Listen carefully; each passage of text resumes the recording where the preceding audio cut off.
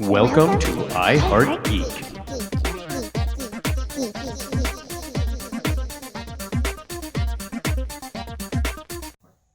Hi guys, it's Miss Geeky Paige and Blize. And we're here to talk to you about the first part of Crisis on Infinite Earths.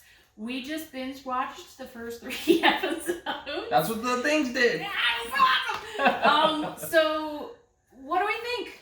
I really liked it. I didn't think I was gonna like it as much as I did. That's from our non-DC guy, by the way. It was great. I've always been a fan of the CW Arrowverse shows. Mm-hmm. They have their ups and their downs, Yeah. kind of like every CW show. But I come to these shows for the crossover, Especially and this is yeah. the biggest crossover they've ever done. It really Bar is. none. It really is. Very cool. Okay, so we're going to head into some spoiler territory now. So, if you haven't watched 1, 2, 3, or all of them like we just did, go away, go watch them, and then come back. Yeah, come back. Or No, stay definitely here come and back. watch, but don't get mad when we start talking about stuff that you won't be surprised about when we start talking about. If you're like me, you enjoy the spoilers because it just makes you get ready for what's to come. Absolutely. So the first thing I'm going to talk about is all the really cool Easter eggs. I think that was my favorite part of everything in general, just aesthetically. Yeah. Like the throwback to Batman 89, Birds of Prey, Titans, the original Robin, Burt Ward was in there. Oh my gosh.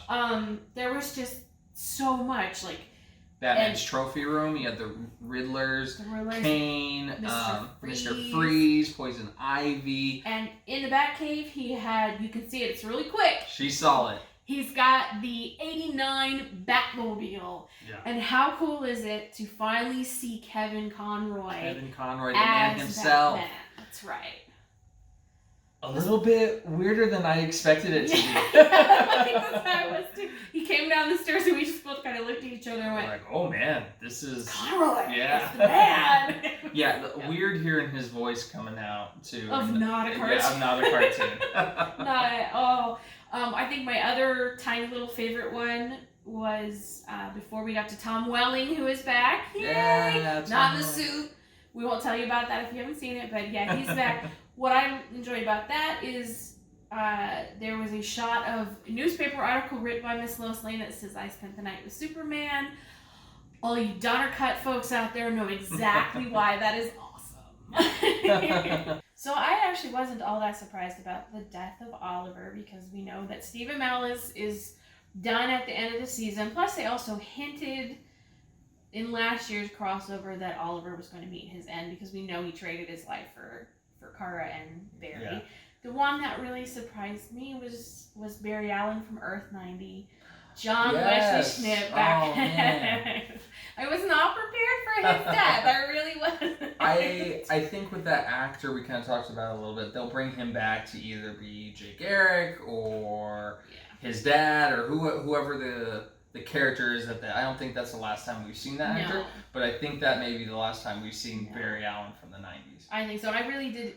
The part that kind of tore me up a little bit was when we got the small flashback clip in the middle of the run back to the original Flash TV series. That was a really nice touch, I think. Yeah, for sure. I'm interested to see what they do with all these characters from Arrow in particular, just because that show is ending, but there's some characters that I don't want to see go. Like, I'd like to see Diggle's story play out a little bit more. Lila's part of that universe. Mia, I know that they've been talking about doing a spin-off show with Mia and some of the other Canaries. And my bet is that we probably will because Oliver did give her a suit. When you get a suit, true. you usually get a show. So my bet is that we're going to see a new incarnation of the Green Arrow, and it's going to be Mia. You mentioned that Diggle's name is John Stewart. Diggle? Stewart's his middle name. That's for all you Green Lantern dorks out there. You know who I'm talking about. Basically, Kaj knows this too. They did mention in a previous season, there was always the belief, before Diggle became Spartan, there was always the belief that he was going to end up being the Green Arrow. It's pretty much confirmed that on another universe, he is the Green Arrow. Or not the Green Arrow, I'm sorry, the Green Lantern. He has been Green Arrow. He has been Green Arrow. Green Arrow. I just feel like Kosh is going to watch this and be mad because I didn't say Green Lantern properly. That's right. Hey, Koch, if you get mad, hit us up in the comments. Let's talk about it. Say, Geeky Page, what the heck? But yeah, it's pretty much hinted in previous crossover episodes and other seasons that he is on another universe. He is the Green Lantern. But we've never gotten to see it properly. Yeah. Apparently he also looks like God because Lucifer showed up as well, which was a surprise.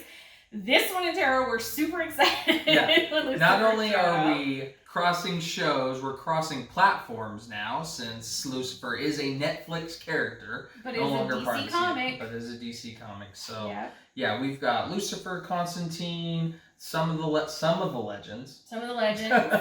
The voice of Snart, which was cool. Voice of Snart, which was cool. Great callback. We have Black Lightning's folded into the mix now. I know that show wasn't like heavily told that it was going to be part of the Arrowverse, but now it's official. It was mentioned that they were going to show up in the crossover, but I think the importance of his character was downplayed. Yeah. So if you did not watch the episode of Black Lightning that fell in between part 2 and part 3, go back and rewatch it because there's some stuff in there, because we went and watched little bits of it. No. There's stuff in there that is relevant to Crisis on Infinite Earth. I would even say that it really probably should have been part 3. Yeah. And then that would have made Flash part 4. And then when we get, is it Legends and Arrow that we're going to get 5 and 6? I think so. So what do we think is going to happen? I don't know. It's hard to say. It's kind of up in the air. I think we can all assume that they're going to reverse what the ANSI monitor did and bring everyone back. But it'll be interesting to see how that plays out and who is going to take that sacrificial play. Because supposedly Barry's out of it now. They kind of walked around that with Earth 90 Barry. And Oliver Queen has died and come back now, so now he's kind of, I don't know. We have theory on that. Yep. So he meets Spectre. He's wearing his old green hood that was his Lian Yu and his original Arrow when he was the Hood. Terrible hood. I wonder if he's going to be Spectre. I wonder if that's how they're going to give Steve Amell his final hurrah in the DC world and Arrowverse, so that he can leave on such a high note. I think maybe he's going to end up being Spectre in the next 2 episodes, the final part of Crisis. And that leaves it open for him to come back whenever he wants. If you ever want him to just pop in to do a crossover. He could pop over into any of the universes at this point in time. We know obviously they're going to have to come back because everybody has renewed seasons except for Arrow. Yep. But how we're going to get him there, I don't know. Yeah. I have to fully admit, as your comics girl, I've never read the comic version of this, so this is all new territory to me.